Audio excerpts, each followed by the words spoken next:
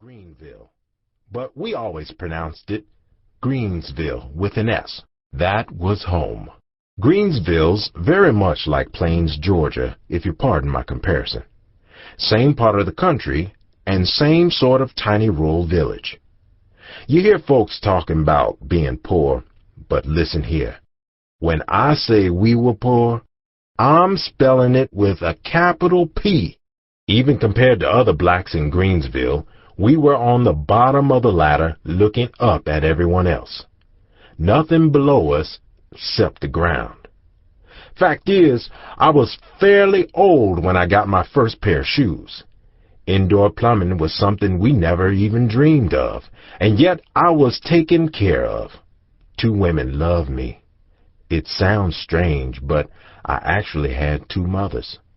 My father's name was Bailey Robinson, and to tell the truth, I wouldn't bet a lot of money he and my mother ever were married. My mother's name was Aretha. Retha was what everyone called her. The old man wasn't part of my life. He was a tall dude, I remember that, but he was hardly ever around. He drove steel or spikes on the cross tees on the railroad between Perry, Florida, and Adel, Georgia. Sometimes he came around to see Mama, but not very often. He was so big and she was so small that people often confused them for a father and daughter. I recall one morning, I still must have been a very small child, when he was leaving the house and I asked him if he was going to get on top of Mama and play with her. I knew they was always doing something like that when I was supposed to be sleeping, but I didn't know exactly what it was. Those little shotgun shacks were tiny, and you were just about on top of each other anyway. So Bailey came and went. I really didn't get to know the man. Maybe because he worked on the railroad and was always gone. Maybe because he didn't care. Can't say. But in the country we had 2 kinds of marriages, common law and the normal type. Relationships between men and women, though, are things that a little child couldn't easily understand, and to this day I'm not certain what the entanglements were all about. I do know that Bailey's first wife, a woman named Mary Jane, was someone who loved and cared for me like a mother. Probably it was during his marriage to her that Bailey had a love affair with Retha, which is how I got here. Bailey had another wife after he split up with Mary Jane. Her name was Stella, but I didn't really know her.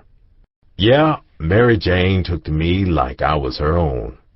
She lost a son named Jabbo, and maybe I became a substitute. Who knows? There's a lot about this part of my life, the earliest years, that remain mysterious, but you have to remember that I was too young to do any serious questioning. And besides, a little kid wasn't supposed to be asking any questions. In spite of all this confusion about who was loving who, living with who, or leaving who, I do know that 2 women, Mama and Mary Jane, bathed me in affection and cared for me as long as they were both alive. Fact is, I call Retha Mama and Mary Jane Mother. Mama was small, 110 pounds or so, and she was also sickly. It wasn't that she couldn't work. In fact, she worked all her natural life. She quit school after the 5th grade and worked the tobacco and cotton fields, snapped beans, and hulled peas. But now her main job was washing and ironing. Other women in our neighborhood gave her some of the extra work they got from white folks. It was like subcontracting. Hardly made any money at it, but whatever there was went towards clothing and feeding me. Mama was a rare human being. She was no softy, really strict as hell. I mean, discipline was her middle name. She showed me that discipline is a kind of love. And that's something I believe to this day. Mama taught me all kinds of things, big lessons, little lessons, which I've kept with me and use every day of my life. She was a weak woman, but that was only physically. In all other ways, she was strong. Didn't drink, smoke, or swear. Lots of rules, lots of practical, down-to-earth common sense. And at the top of the list were two. You do not beg, and you do not steal. We slept together, Mama and me, till I was 11 or 12, or else I slept on the floor. It was very cool down there, especially on hot summer nights. We lived in all sorts of different places, moving from pillar to post. Often we found ourselves in the kind of shack which would have gone up in smoke at the drop of a match. But somehow we made it. Mary Jane and Mama were two very different women. Mary Jane had a couple of good jobs.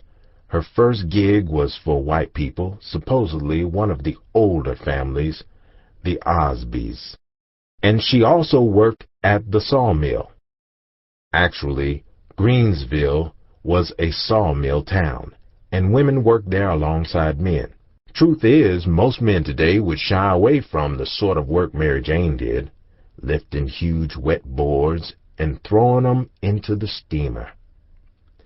This might surprise you, but Mary Jane and Mama got along just fine.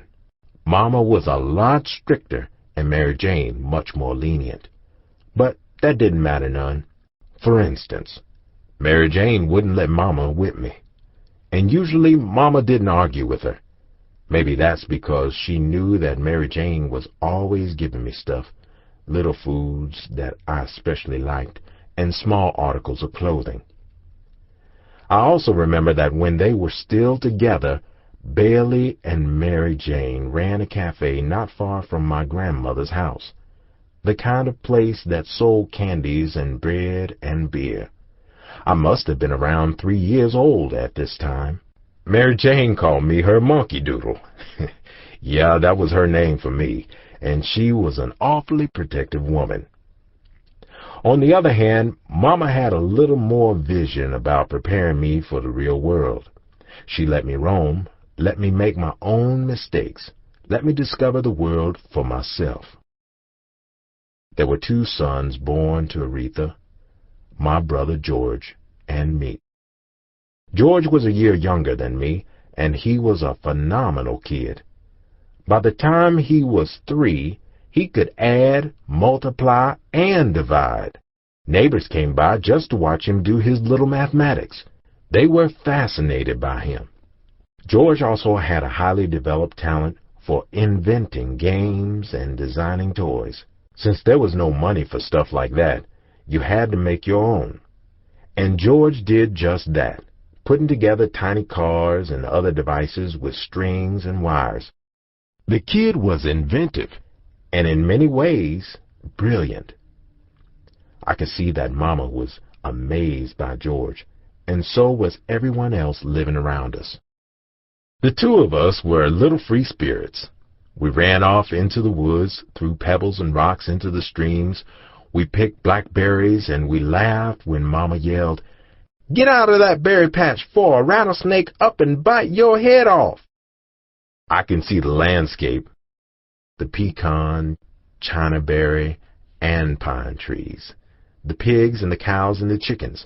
I remember hog killing time. I can see men shooting hogs in the ears and cutting their throats to let the blood drain away. Then a short while later, we be chewing on that same animal for dinner. Country folk don't miss nothing on the pig. Ears, feet, insides and outsides. We ate everything on the hog except the oink.